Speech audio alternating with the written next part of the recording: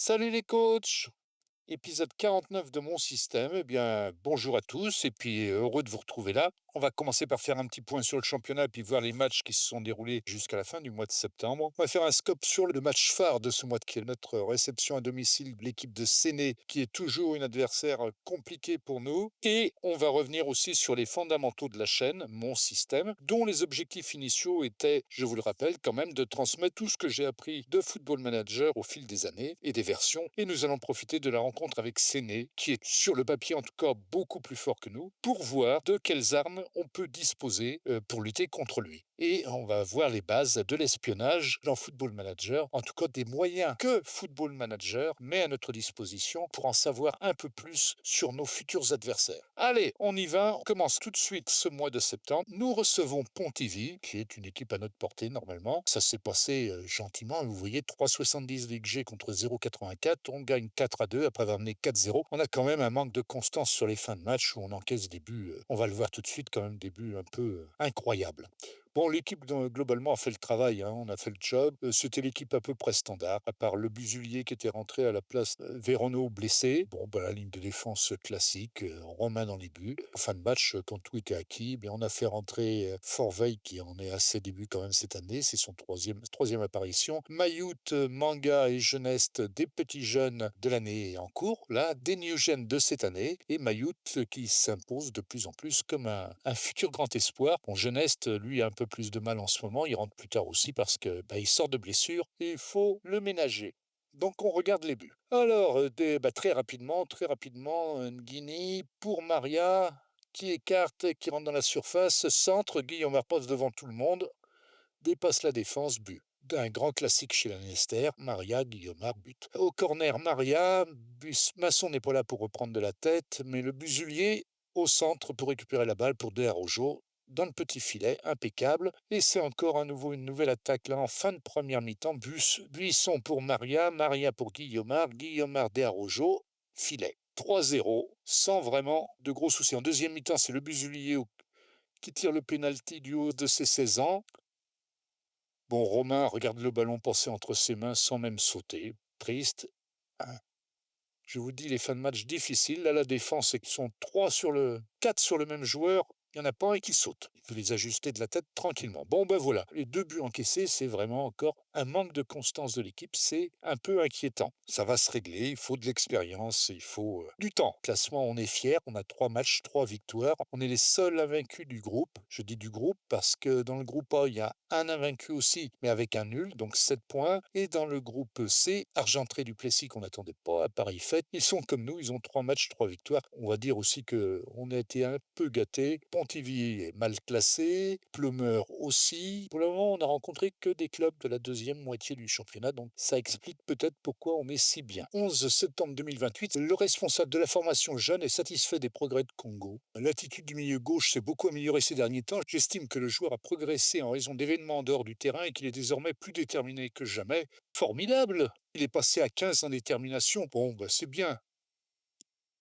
Mais ce qui est plus extraordinaire, c'est que il n'a pas fait plus 1 en détermination, il est passé de 5 à 15 au cours du mois précédent. Vous vous rendez compte, il a gagné 10 points de détermination. Je n'ai personnellement jamais vu ça dans le jeu. Jamais, et je joue depuis des années et des années. Donc, étonnant. Ce qui est dommage, c'est qu'il n'a pas, il a pas des attributs extraordinaires. Il joue dans l'équipe U19, il a 18 ans, il n'a pas de potentiel, mais il vient de prendre 10 points de détermination d'un coup. C'est formidable, ça.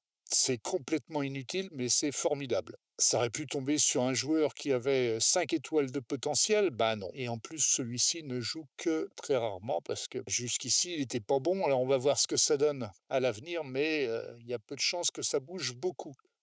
Mais ça donne de l'espoir à tout le monde, non? Un tel résultat, c'est un miracle du tirage, du loto. Donc, une semaine après Pontivy, nous nous déplacions à Solesmes pour la Coupe de France. Ça a été un match un peu serré contre le 11e, Régional 3 Pays de Loire. On a eu un peu de mal, 1-0, 1-1, et puis il faut attendre la 87e minute pour être libéré. En termes de XG, de possession, on n'a pas été tellement brillant. On avait fait rentrer des remplaçants. Geneste fait un bon match. Mayout et Manga sont en dessous du niveau de flottaison. La ligne de défense, c'est correct sans plus, et Casten ne fait pas un bon match. Chauvel, notre gardien un grand espoir, lui non plus ne fait pas un bon match avec 6-2 de moyenne. On va jeter un œil sur les buts.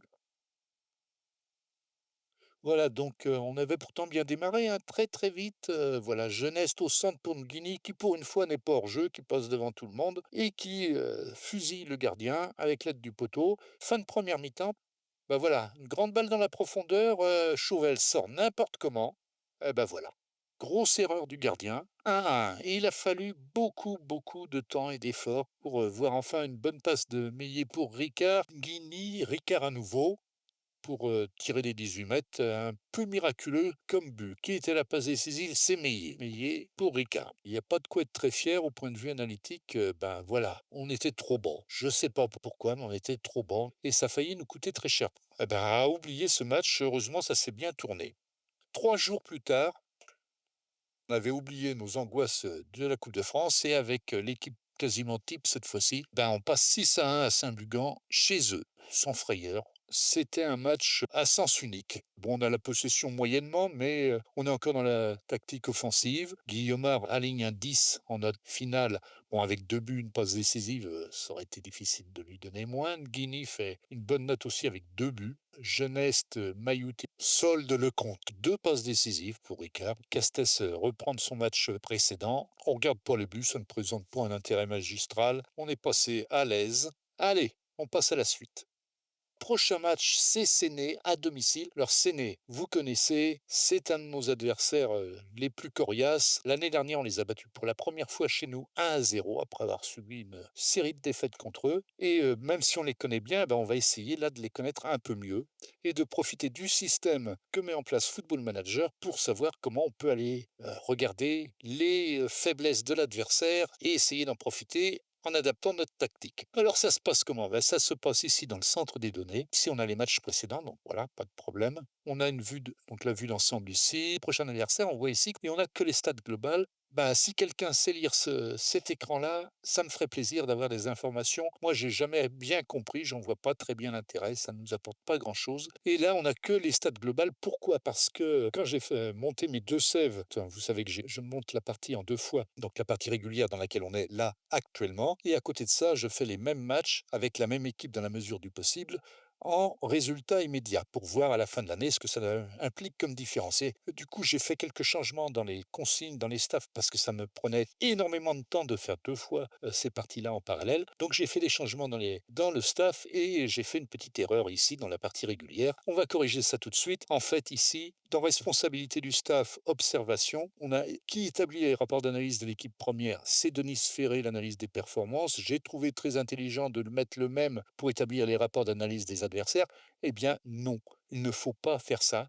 Parce que si on fait ça, on n'a accès à rien du tout. Il faut déléguer à un recruteur, et le recruteur qui a les meilleures notes d'observation du potentiel des jeunes chez nous, c'est Michel Vandel. Donc on le met en tant que rapporteur d'analyse des adversaires. Pas oublier de confirmer, bien sûr. On passe dans le centre des données. Prochain adversaire, vue d'ensemble, eh bien, on a la tactique probable utilisée par l'adversaire avec sa composition d'équipe probable, son style tactique attendu et ce qu'il fait et comment il joue. On voit là que l'équipe de Séné adopte un style en contrôle de la possession, qu'ils joueront avec un pressing haut, donc à nous de nous adapter pour jouer contre eux. Et en plus de ça, on peut voir les prestations de notre prochain adversaire, donc de Séné. Et on voit ici que, par exemple, leur rendement offensif, eh bien, il est plutôt faible. Ils marquent peu de buts. Par contre, leur défense est impénétrable. Les lignes, là, c'est l'écart médian sur le championnat. Donc là, c'est tout le championnat de régional 1 bretonne, donc les 42 clubs. Nous, on se situe ici, c'est-à-dire qu'on est entre défense impénétrable et défense perméable. On est dans le bas des défenses impénétrables. Donc on prend quand même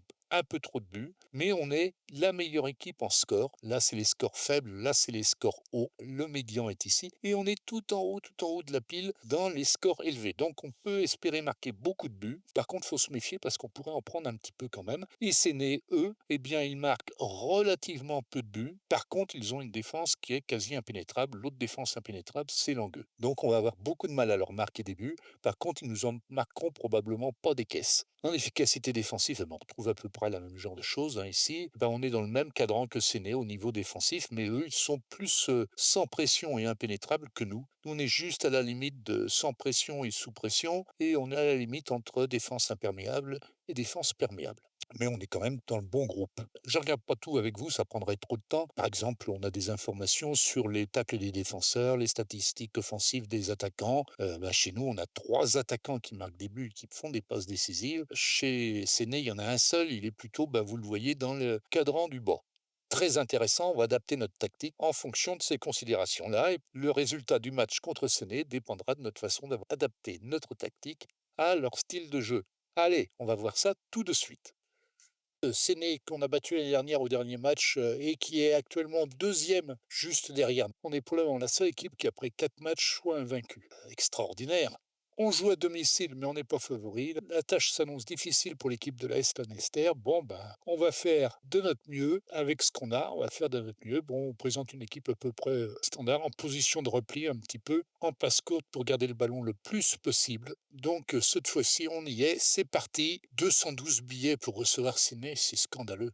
Araujo revient de blessure, donc pas forcément facile pour lui. Marqué toujours de près, Sisto. Ok. Bon, on va faire de notre mieux. Alors, pas de pression de trop, les gars, mais il faudrait qu'on gagne quand même ce match. Ce serait très bien. Ils ont joué en Coupe de France en même temps que nous. Visiblement, ils sont moins bien reposés.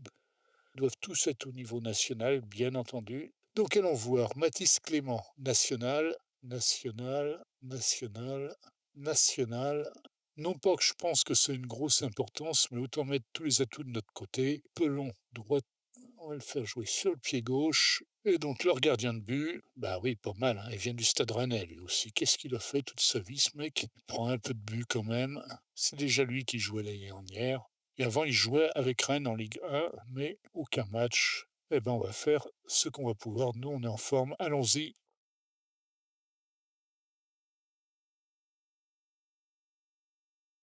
Attention au coup franc. Corner.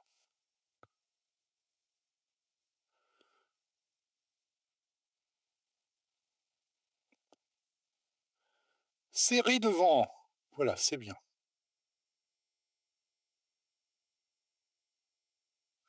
Évidemment, si on ne tire pas au but, ça va être compliqué.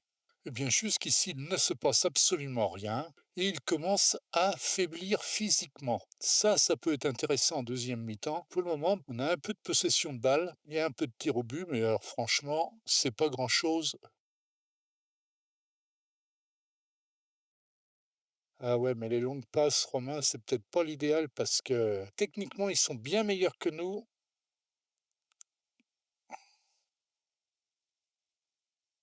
Pas qu'on prenne de but sur cette action, qu'au moins on arrive à 0-0 à la mi-temps. Bon, il cadre pas, c'est bien. Oh, ça devrait le faire. Ouais, ils ont pas cadré un seul tir, donc c'est plutôt bien. Ça prouve qu'on les gêne un peu.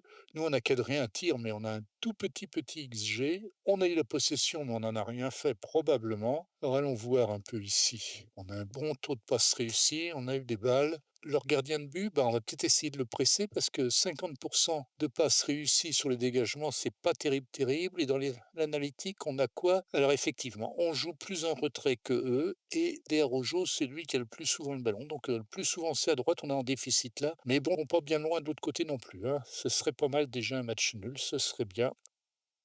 Voilà, ça c'est clair. On va pas les stresser. Le milieu, c'est pas mal, mais sauf Des Araujo, il faut qu'il fasse mieux que ça, et Maria aussi. J'espère que ça va les motiver. Et alors l'attaque, pas décisif, les gars, hein. Un petit coup d'œil de l'autre côté. Ils sont vraiment un peu fatigués quand même. Pas beaucoup, mais ils sont un peu fatigués. Et ils ont des notes en dessous de leur note moyenne. Donc ça prouve qu'on les gêne beaucoup, beaucoup. Bon, on a dit que s'ils faisaient un pressing sur le gardien, bon, voilà. Parce que jusqu'ici, on n'a pas été dangereux, mais eux non plus. Ah non, ça c'est pas bien.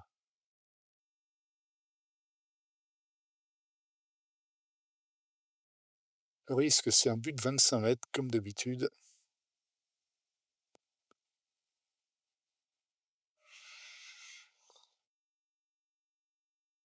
Laisse sourire. Là, oh, il est con. Ça sort. Qu'est-ce que tu vas donner un corner, là? Ah, manque de sang-froid.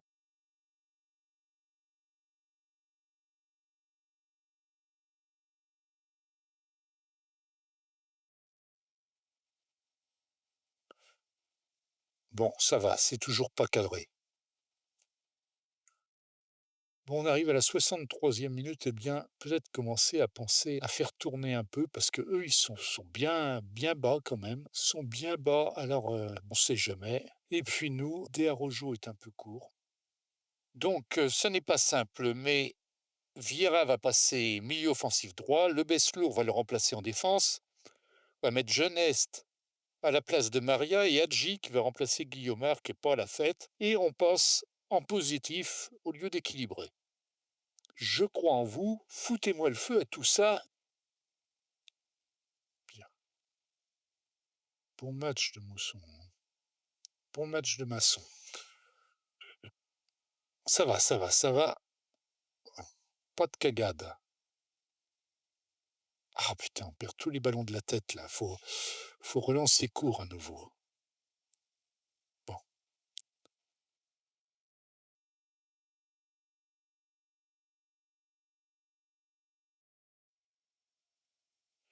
ça c'est bien joué. Allez, viens. Allez, Marianne. Ah, il est hors jeu. Il est hors jeu, Guillaumard. Ouais, ouais, ouais, ouais. Dommage. Dommage, c'était bien vu. 73e minute, un match de folie. Un tir cadré à 0. Des vraies bêtes. Buisson et Cuit, on va mettre Koulibaly à la place. Véronneau, on le remplace par Le Busulier. Et là, on va monter ça. Oh, par contre, il faut que derrière ça tienne parce que il reste 15 minutes et on n'a plus de remplaçant.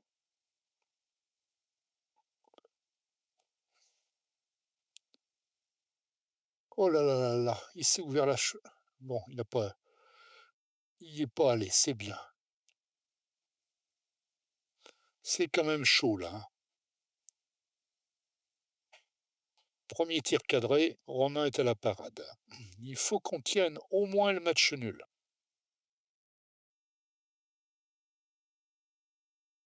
Bien, Vira. Ah, fin de match sous tension encore. Et pourtant, ils sont cuits, cuits, cuits. Allez, faut y aller.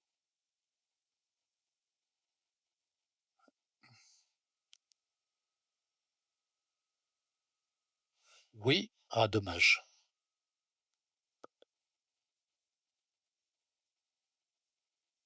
Attention au centre. Penalty? Non, j'ai eu peur. J'ai cru qu'il y avait un penalty.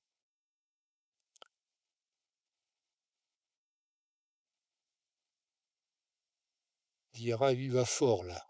Pas de coup franc, c'est bien. Romain, impeccable. Il reste 7 minutes. Ils n'ont pas cadré un seul tir. Et on a la possession de balle. Eh bien, on va essayer de la garder. Puis on va commencer tout doucement à ralentir. Allez, faut aller dessus. Oh oui. Jeunesse. Jeunesse. Oui. Oh putain. Oh là là là là. Oh la performance. Oh la grosse perf sur cette contre-attaque. Magnifique. Magnifique. Une passe décisive du gardien de but. Moi qui veux pas qu'il balance devant, eh ben, j'ai plus rien à dire. Jeunesse, 17 ans, plein de sang-froid. Formidable. Comment on fait là? On va revenir en équilibré, peut-être non en garde positif, parce qu'on pourrait bien avoir des choses intéressantes à faire en contre-attaque. Là, il reste 6 minutes. On va ralentir, on va baisser ici. On essaye de garder le ballon, on essaye de jouer proches les uns des autres. Après la défense de vitesse, eh ben, c'était gagnant ça. On va l'enlever pour le moment, on essaye de jouer plus calme, discipliné en tout cas, j'hésite. Non, non, on va repartir relance courte. S'il veut bien nous obéir, ce qui n'est pas gagné, on va essayer comme ça. Mais on va essayer de jouer comme ça aussi. À 5 minutes à tenir. Ils n'ont pas cadré un tir, ils ont un meilleur XG que nous. Je trouve que là, c'est un petit peu abusif. Allez, on prend les ballons, on les garde. Oui, c'est bien ça, G. Ah, dommage. Dommage, il n'a pas trouvé la passe.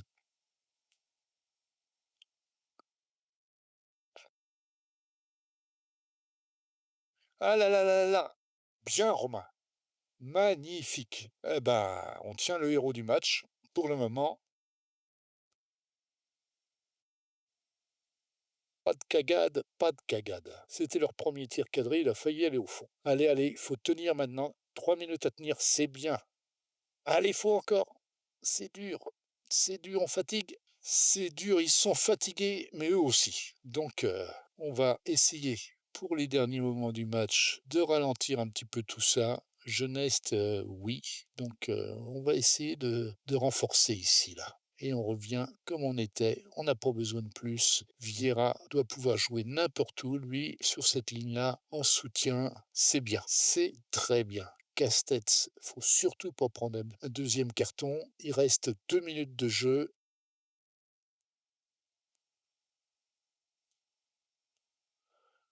Allez, allez, pas de bêtises maintenant, hein. Ah bah, heureusement que j'ai dit de faire des passes courtes, du gardien. Allez, c'est bien, on garde le ballon, tranquille, passe courte, c'est bien, encore mieux. Allez, encore. Il reste 30 secondes à tenir, 1 minute 30 peut-être, à tout casser. C'est bien, on garde le ballon.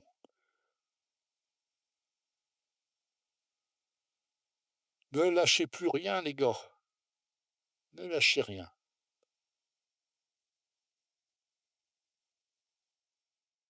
C'est fini, monsieur l'arbitre, c'est fini, il faut arrêter ce match. Stop. Fini. C'est bien, impeccable. Ouais! J'osais pas y croire. Mais bon, la ligne d'attaque n'a pas été brillante. On a 2 tirs cadrés, un but, 0,46 de XG contre 1,13. Est-ce qu'on les a éphémérisés? Non, parce qu'ils ont 1,13 de XG avec 13 tirs, dont 12 non cadrés. Donc on a fait quelque chose de magnifique. Voilà, ça c'est bien. Donc les félicitations d'usage à ceux qui ont surperformé et repos un jour pour toute l'équipe. Romain, femme du match, il a une passe clé. Bah oui, eh oui. Voilà, c'est bien. Une semaine plus tard, cinquième tour de la Coupe de France contre l'équipe de Plouvien, Régional 3 Bretagne. Donc là, bah, pas de pitié, 5-0. Et on avait mis une équipe quasiment standard parce que, bah, vous le savez, si vous suivez les aventures de Lanester, qu'on a besoin des sous de la Coupe de France pour renflouer nos caisses, vu ce que nous coûtent nos structures de recrutement des jeunes et d'encadrement des jeunes. Oui, l'équipe standard, Guillaume bah, il plante 3 buts. Guigny n'en marque que 1. Jeunesse qui s'est trouvé un petit peu en difficulté sur ce match-là. Mayout, petit jeune aussi, marque un but et fait une passe décisive. Donc très bien, il s'impose de plus en plus en tant qu'ailier offensif droite. La ligne de défense a été un grand classique, sauf que Castel a été remplacé par Forveil. Et puis bon, bah, à 5-0, on a fait tourner un petit peu. Hadji, futur jeune attaquant aussi de bonne qualité, est rentré un peu. Manga en milieu centre défensif est rentré également. Et le Busulier en milieu offensif centre est rentré et a fait son match.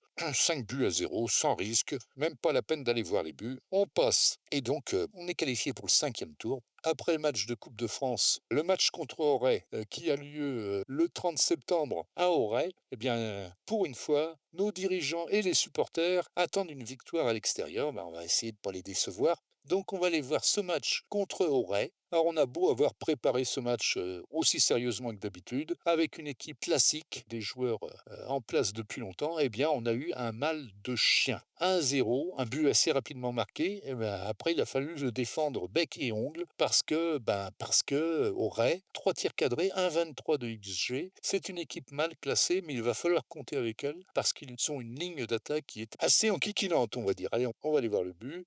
Donc voilà, c'est né d'une interception de Masson.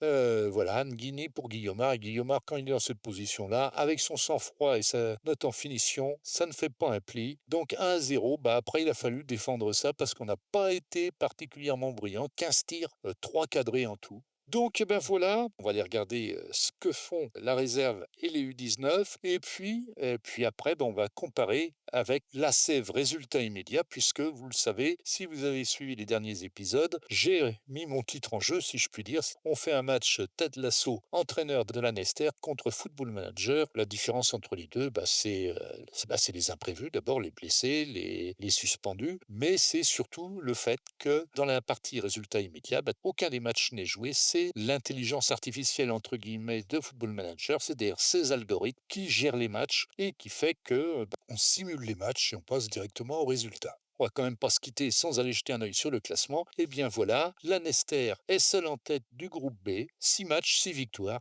Ben, qui l'eût cru? Pas moi, hein. Franchement, j'aurais pas mis un fifrelin sur le résultat là. On a 2 points d'avance sur Locminé qu'on va pas tarder à rencontrer, ça va être une autre paire de manches. Commence à larguer un peu Séné qui est à 5 points. Dans les autres groupes, le premier est à 16 points. Ben, vous savez quoi? Pour le moment, si la saison en était arrêtée là, ben, on montait en National 3. Ben, il reste 20 matchs pour défendre cette position. Ça va pas être simple. Qu'est-ce qui se passe en dehors de ça? Ben, la réserve, c'est 2 victoires à domicile, 2 matchs nuls à l'extérieur. C'est pas si mal que ça, hein. Dans la vraie vie, on s'en contenterait. Bon, on n'est pas largué par Lok Michelic, on est les 2 points derrière. On est dans le coup, 0 défaite. Ben, c'est très bien, pourvu que ça dure. Les U19, bon, mi-figue, mi-raisin aussi. Une défaite, un nul, une victoire. On est qualifié en Coupe Gambardella, c'est très bien, faut que ça continue. Si on espérait une remontée facile en National U19, eh bien c'est raté parce que pour le moment c'est Pontivy qui mène la danse avec 3 matchs, 3 victoires. Pourtant on est la ligne des équipes de jeunes qui me semble très cohérente. Bon, vous voyez au calendrier, on est au 1er octobre. Bonne nouvelle, ça y est, on a notre structure d'encadrement des jeunes qui est en place. Donc on ne paye plus pour rien. On paye toujours, mais on ne paye plus pour rien. Et la structure est en place et tout va bien. On va pas se quitter sans regarder ce que fait l'équipe de Lanester en résultat immédiat. Eh bien, Lanester, vous le voyez ici, Lanester est exactement dans le même profil que l'équipe régulière. À se demander pourquoi on a fait une différence entre les deux parties. Ben voilà, 6 matchs, 6 victoires, 18 points. Alors à noter que là, c'est plus délicat parce que Landerneau dans le groupe A a 18 points également et Brecchini dans le groupe C a 18 points également. Donc là, on est loin d'être monté. Ça se passe tout aussi bien que dans la partie principale pour la réserve, qui a un peu largué. Elle a 6 points de Lannion. C'est Luc Michelic qui est en tête dans la partie régulière. À noter que ça change rien pour la réserve et pour les U19, puisque je ne dirigeais pas les matchs de ces deux équipes. Et les U19, ça se passe carrément moins bien pour les U19, qui ont été éliminés dès le premier tour de la Coupe Gambardella. Par contre, en championnat, ils survolent, ils sont premiers de la U19 avec 3 victoires en 3 matchs. Pour le moment, on ne peut pas en tirer beaucoup de conclusions de tout ça. Tout ce que l'on peut en dire, c'est que au bout d'un mois, enfin 1 mois et demi, il y a plus de blessés dans la partie résultat immédiat que dans la partie régulière. Par contre, dans les 2 parties, il y a un net ralentissement de la progression des joueurs qui ne progressent plus en CA. Vous savez qu'il y a des méthodes pour voir la progression des joueurs réellement en termes de current attributes. La note de current attributes qui va de 1 à 200 est cachée. On ne peut pas la voir, mais on a des moyens de savoir quand est-ce que les joueurs progressent. Je l'ai expliqué dans une vidéo antérieure. Vous la verrez apparaître en haut là. Vous pourrez aller la consulter pour savoir comment on peut savoir sans tricher si les joueurs progressent ou pas. Et ici, ils ne progressent pas ni dans l'une ni dans l'autre. Probablement parce que là, en ce moment, on a 4 des préparateurs, entraîneurs des 3 équipes qui sont en formation. Ted Lasso va finir sa formation au mois de novembre, à la mi-novembre. Ensuite, c'est l'entraîneur des gardiens qui finira sa formation au mois de décembre, fin décembre. Fabien Poulain, qui doit être l'entraîneur adjoint de l'équipe réserve, finira sa formation de Continental B à la mi-janvier. Et le responsable de la formation des jeunes ne passera son diplôme de Continental Pro qu'au mois de juillet 2029, donc on n'y est pas rendu. Et il semble assez clair, en tout cas, que pour tout le monde, ça ralentit très nettement. Football Manager l'annonce, hein, pendant que vous êtes en formation, c'est un effet net sur l'entraînement. Eh bien là, on n'est pas très nombreux en tant que préparateur, entraîneur adjoint, et ça se ressent très nettement, les joueurs progressent moins vite. Bon, ceci dit, il faut bien le faire, ça se rattrapera sur l'avenir. En attendant, je vous dis à tous, à très bientôt. On se retrouve pour l'épisode 50. 50, c'est un chiffre qui compte, on arrosera ça, enfin j'espère, on fêtera ça avec de bons résultats pour la Nester.